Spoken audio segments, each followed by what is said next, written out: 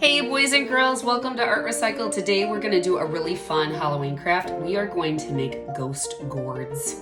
Now you could do this with white pumpkins, you could do this with these types of gourds. These are called crown of thorn gourds, which actually really look like kind of ghosts with that flaring out.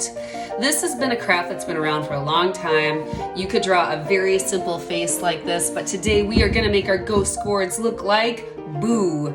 So you would need white paint if you're going to paint a crown of thorns gourd.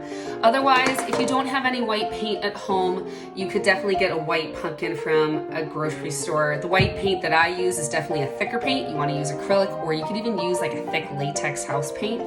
And then the black markers that I use to draw on the face are either Sharpies or paint markers.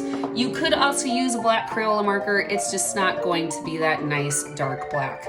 So boys and girls, without further ado, let's get started on our ghosts.